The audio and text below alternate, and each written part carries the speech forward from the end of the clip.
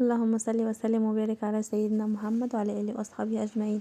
ازيكم حبايبي، عاملين ايه؟ يا رب دايما تكونوا بخير. هعمل معاكم النهارده مربى الفراوله، حلوه جدا وهتعجبكم وهتعجب اولادكم جدا.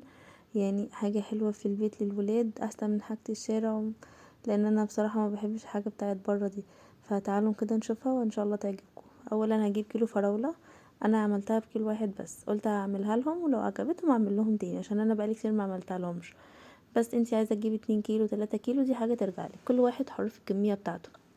فانا جبت معايا كده كيلو فراوله وقطعتها كده مكعبات صغيره، اللي هو ايه، مش صغيره قوي يعني ولا سبتها كبيره، عشان انا عاوزاها قطع في الاخر. انما انتي ممكن لو تفرميها في الخلاط ممكن تقطعيها 4 وتسيبيها، لان كده كده هتعمليها في الخلاط. بس انا عايزاها قطع، فقطعتها كده مكعبات صغيره. تمام. وبص، لكل كيلو فراولة بياخد نص كيلو سكر. السكر بيبقى نص الفراولة على طول. فانا هنا حطيت كوبايتين بس، يعني بما يعادل 400 جرام سكر. تمام، لان انا مش بحب الحاجة مسكرة قوي. بس فحطيت بقى عليها السكر وقلبتها. تمام، انا عاملاها من بالليل لحد تاني يوم بالنهار يعني. حطيتها بالليل السكر عليها وسبتها في التلاجة عشان تنزل المية بتاعتها، عشان ما نحتاجش نحط لها اي مية خالص. فحطيت عليها السكر، انت ممكن تعمليها الصبح وتسويها بالليل. المهم ان هي تقعد كام ساعة بس في السكر عشان تنزل المية بتاعتها. بس هنا كده كان تاني يوم نزلت المية بتاعتها دي كلها، انا ما حطيتلهاش اي مية خالص.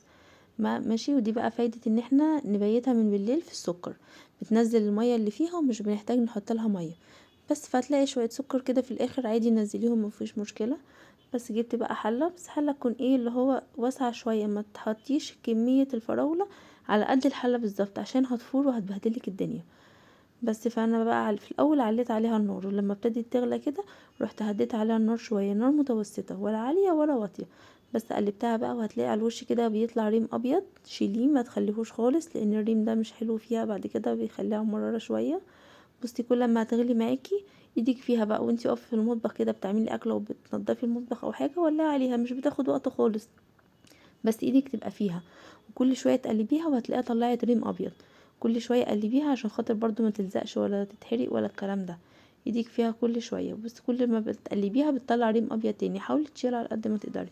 بس هي كده كانت قربت خلاص تستوي. هي ما خدتش وقت كتير يعني، خدت لها بتاع 20 او 25 دقيقه. هنا بقى انا جبت الشوكه عشان انا عايزاها قطع. هرستها بيها بس كده شويه عشان تبقى قطعه معايا. انتي لو مش عايزاها قطع انت ممكن تسيبيها تبرد شويه، وبعد كده تضربيها في الخلاط. تمام. بعد كده ترجعيها تاني عشان بقى نحط لها الليمون بتاعها وكده. فهنا كده انا عصرت نص ليمونه. لكل كيلو فراوله بياخد نص ليمونه. لو هتعملي 2 كيلو فراوله ياخد ليمونه كامله، وبتحطيها وهي خلاص الفراوله داخله في السوا الاخير يعني. بس لو في بقى بذره او اي حاجه كده من الليمونه هنشيلها عادي. بس واقلبها كده تقلبتين، واكمل هرس بقى كده بالشوكة، اشوفها لو فيها اي حاجة ولا كده. انا كده خلاص هي استوت معايا وبقت جميلة جدا. بصوا عشان تعرفي ان هي استوت ازاي، بجيب طبق كده واعدي بخط بايدي من النص كده. لو اتلمت تاني الفراولة على بعضها يبقى هي كده لسه عايزة تستوي شوية كمان، لو ما رجعتش يبقى خلاص كده. بس وسبتها بقى، حطيتها في الطبق وسبتها تبرد. بعد كده انا معايا بطرمان ومعقماه. تمام. غسلته بميه سخنه وسبته متعقم شويه، اهم حاجه ما يكونش فيه ميه خالص. ولما تيجي تحطيها تطلعي منها من التلاجة، تجيبي معلقه نظيفه، وما ينفعش حد يدوق بالمعلقه وتحطيها في البطرمان تاني، عشان ده كله بيبوظ الفراوله معانا. عشان تقعد معاكي